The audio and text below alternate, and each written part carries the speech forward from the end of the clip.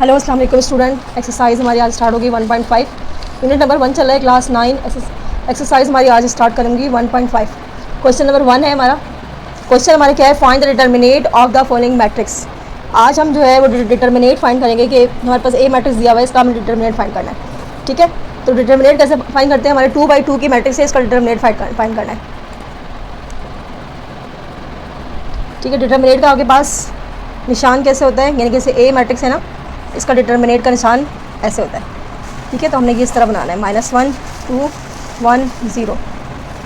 ये आपने सीधी बिल्कुल लाइन लगानी है। ठीक है, ये डिटर्मिनेट का साइन है। अच्छा, अब हम डिटर्मिनेट फाइंड करने का फार्मूला क्या है, आपने क्या करना है, क्रॉस से मल्टीप्लाई करना है। इसको इससे पहले मल्टीप्लाई करेंगे सबसे पहले, फिर इसको इससे मल्टीप्लाई करेंगे और बीच में साइन माइनस का आएगा, बस ये याद रखना है आपने। तो सबसे पहले आपके पास 1 को मल्टीप्लाई करेंगे 0 से, तो 1 मल्टीप्लाई होगा 0 के साथ, फिर बीच में साइन आएगा माइनस का, ये फार्मूले का साइन है। ठीक है, फिर उसके बाद हमने ये दूसरा वाला मल्टीप्लाई करना है क्रॉस में, यानी कि ये इससे मल्टीप्लाई होगा और ये इससे मल्टीप्लाई होगा। तो 1 को जब 2 से मल्टीप्लाई करेंगे 1 2। ठीक है, जब 1 को 0 से मल्टीप्लाई करेंगे आंसर 0 आ जाएगा।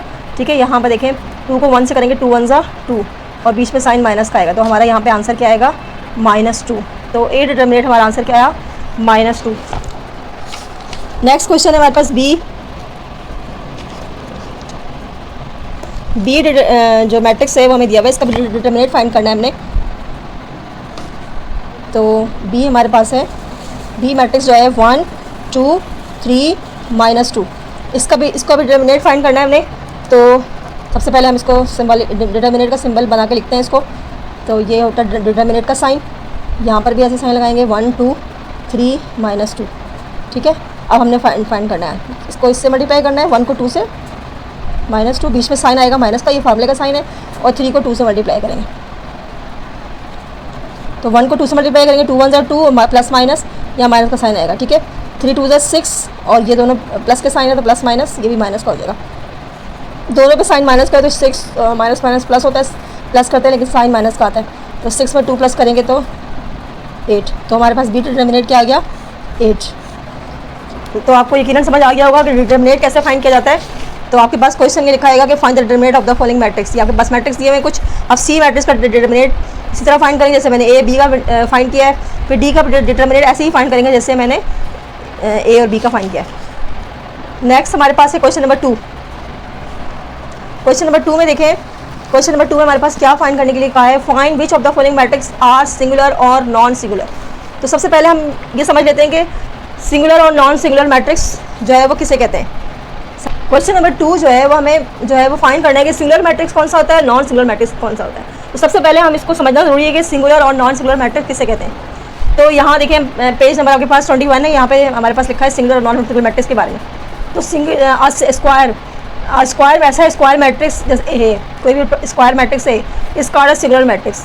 अगर मैं आपके पास एक ए मैट्रिक्स दिया हुआ है, उसका मैं डिटर्मिनेट फाइंड करूँ, उसका आंसर जो है वो बराबर 0 के आ जाए तो वो सिंगुलर मैट्रिक्स होता है।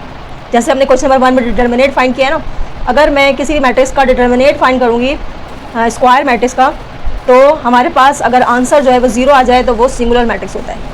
इसके बिल्कुल अपोजिट देखिए कि आपके पास जैसे फॉर एग्जांपल यहाँ पे इसका एग्जांपल देख लेते हैं, हमारे पास ए ही मैट्रिक्स है, इसका मैंने डिटर्मिनेट फाइंड किया तो आंसर 0 आ रहा है, तो ये मैट्रिक्स जो है वो सिंगुलर मैट्रिक्स होगा। इसका बिल्कुल अपोजिट में ये कि स्क्वायर मैट्रिक्स ए एक ऐसा स्क्वायर मैट्रिक्स है, इसको नॉन सिंगुलर मैट्रिक्स जब कहलाएगा जब उसका डिटर्मिनेट निकालेंगे और वो आंसर जो है वो नॉट इक्वल टू 0 आएगा, तो ऐसा मैट्रिक्स जो है वो नॉन सिंगुलर मैट्रिक्स कहलाता है। ठीक है, तो इसकी एग्जांपल देखें, आपके पास ए मैट्रिक्स दिया हुआ है, इसका डिटर्मिनेट फाइंड किया तो हमारा आंसर 2 आ रहा है, तो ये वाला मैट्रिक्स जो है वो नॉन सिंगुलर मैट्रिक्स जो है वो कहलाएगा। ठीक है, इट क्लियर। चलें आपको, अब जैसे हमने फॉर एग्जांपल मैंने ए मैट्रिक्स यहाँ पे फाइंड किया था तो हमारे पास आंसर -2 आया था, यानी कि हमारा आंसर 0 नहीं आया था, तो ये मैट्रिक्स जो है वो नॉन सिंगुलर मैट्रिक्स कहलाएगा। ठीक है, इसी तरह सिमिलरली हमारे पास क्वेश्चन ये जो बी हमने मैट्रिक्स का डिटर्मिनेट निकाला है, उसका आंसर जो है वो -8 आ रहा है, तो इसका मतलब है कि ये भी आंसर 0 नहीं आ रहा, तो ये वाला मैट्रिक्स जो है ये भी नॉन सिंगुलर मैट्रिक्स कहलाएगा। तो क्वेश्चन नंबर 2 में देखिए, हमें सिर्फ और सिर्फ हमें यहाँ पे डिटर्मिनेट फाइंड करने के बाद अगर आंसर 0 आ जाए तो वो सिंगुलर मैट्रिक्स होगा, और आंसर अगर 0 नहीं आए तो वो नॉन सिंगुलर मैट्रिक्स कहलाएगा। तो क्वेश्चन नंबर 2 देख लेते हैं। क्वेश्चन नंबर 2 में आपके पास ए मैट्रिक्स है, इसका डिटर्मिनेट फाइंड करते हैं हम। ए मैट्रिक्स हमें क्या दिया हुआ है, 3 2 6 4। इस मैट्रिक्स का हमने डिटरमिनेंट फाइंड करते हैं।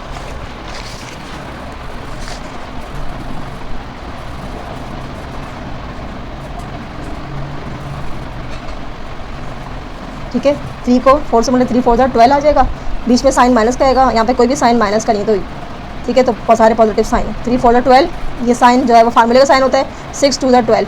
ठीक है, अब देखें ये दोनों को हम ये दोनों 12 में से 12 माइनस करेंगे तो हमारा आंसर 0 आएगा।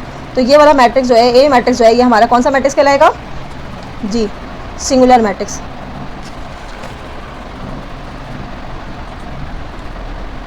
सिंगुलर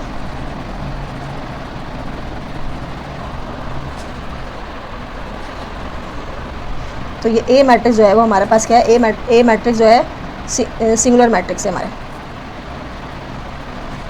ए मैट्रिक्स सिंगुलर मैट्रिक्स है।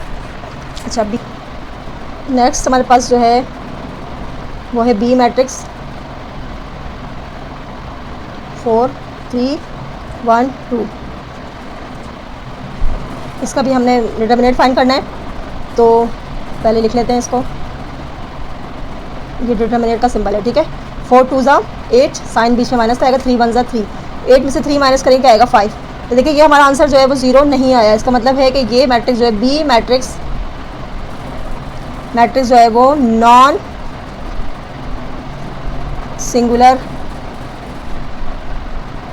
मैट्रिक्स है। ठीक है, तो बी मैट्रिक्स जो है वो नॉन सिंगुलर मैट्रिक्स है क्योंकि हमारा आंसर 5 आया है। अगर आंसर 0 आ जाए तो वो सिंगुलर मैट्रिक्स होता है, और आंसर अगर आपका 0 नहीं आए तो वो नॉन सिंगुलर मैट्रिक्स होता है। ठीक है, तो ये हमारा नॉन सिंगुलर मैट्रिक्स है। इसी तरह आपने सी भी ऐसे ही करना है और डी भी ऐसे ही करना है। ये भी अगर हम इसे सॉल्व करें और डिटरमिनेंट निकालें, अगर आंसर इसका 0 आ जाए तो फिर ये सिंगुलर मैट्रिक्स होगा, और अगर 0 नहीं आए कोई और नंबर आए तो फिर जो है नॉन सिंगुलर मैट्रिक्स होगा। ठीक है, तो ये आप सॉल्व कीजिएगा। फिर मिलते हैं अगली वीडियो में, क्वेश्चन नंबर 3 सॉल्व करेंगे। तो डिटरमिनेंट फाइंड करना सीख लिया आपने, इसकी प्रैक्टिस कीजिएगा। ओके, अल्लाह हाफिज़।